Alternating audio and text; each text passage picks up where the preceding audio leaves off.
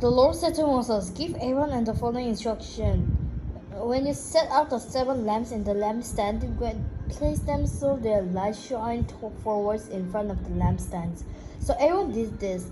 He set up 7 lamps so they reflected their light forward, just as the Lord has commanded Moses. The entire lampstand, from its base to its decorative blossoms, was made of beaten gold.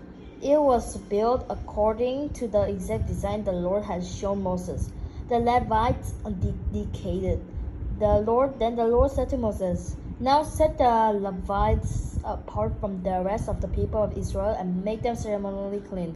Do this by sprinkling them with the water of purification. Sprinkling and have their shave their entire body and wash their clothing. Then they will be ceremonially clean. Have them to bring a young bull and a grain offering of choice flour moistened with olive oil, along with a second young bull for a sin offering. Then assemble the whole community of Israel and present the Levites at the entrance of the tabernacle. When you present the Levites before the Lord, the people of Israel must lay their hand on them. Raising his hand, Aaron must then present Levites to the Lord as a special offering from the people of Israel, thus dedicating them to the Lord's service. Then next the Levites will lay their hand on the head of the young bulls, present the one of a sin offering and the other as a burnt offering to the Lord, to purify the Levites and make them right with the Lord. Then have the Levites stand in front of the Aaron and his sons, and raise your hand and present them as a special offering to the Lord. In this way you will set the Levites apart from the rest of the people of Israel, and the Levites will belong to me.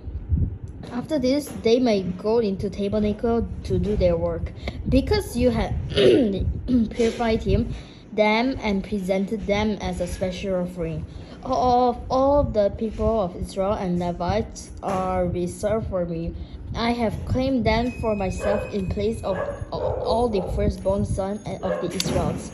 I have taken the Levites as their substitutes, for all the firstborn males among the people of Israel are mine, both of people and of animal. I set them apart from myself on the day I struck down at all the firstborn sons of Egyptians. Yes, I have claimed the Levites in place of all firstborn sons of Israel. Of all the Israelites, I have assigned the tabernacle on behalf of Israel to make sacrifices to purify the people, so no plague will strike them when they approach to the sanctuary.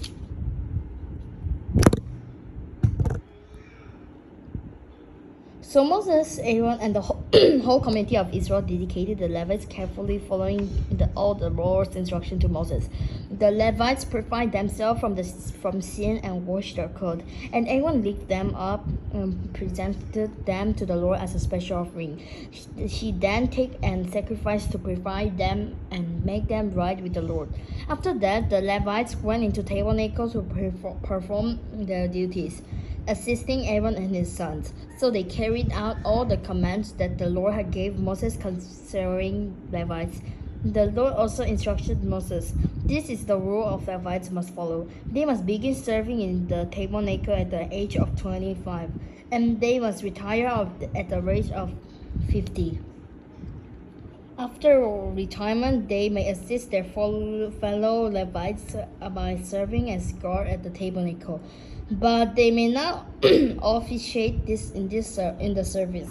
This is how you assign duties to the Levites. The second Passover, Numbers 9.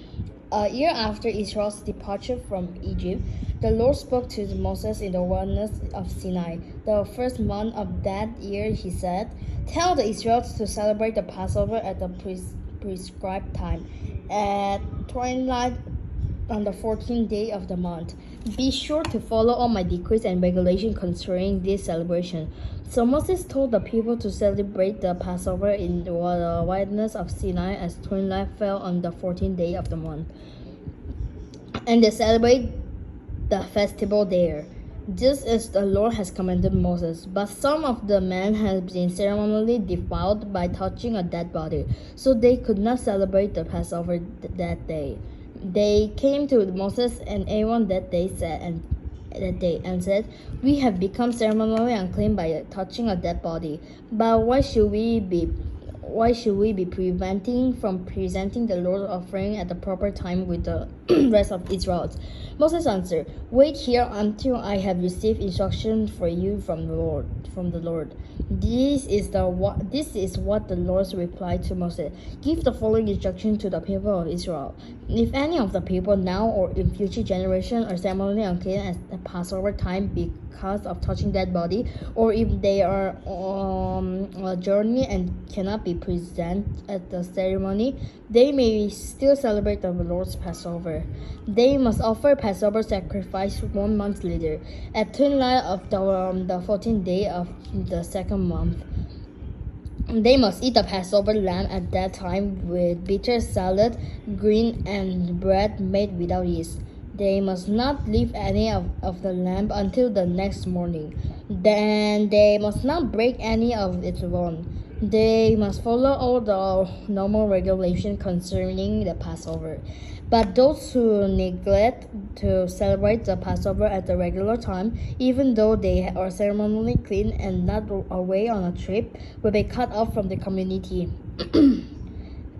of Israel. If they fail to present the Lord's offering at the proper time, they will suffer consequences at their guilt.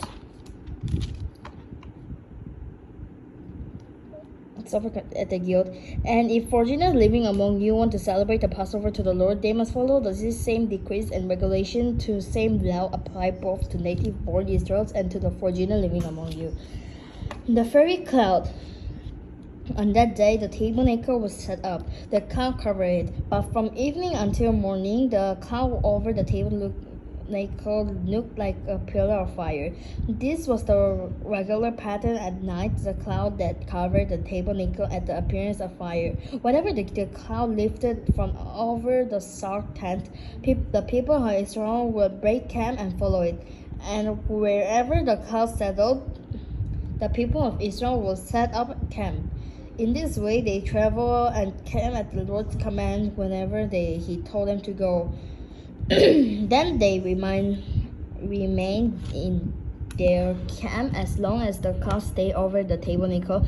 If the cloud remained over tabernacle for a long time, the Israelites stayed and performed their duty to the Lord. Sometimes the cloud would stay over their tabernacle for only a few days. So the people would stay for only a few days as the Lord commanded.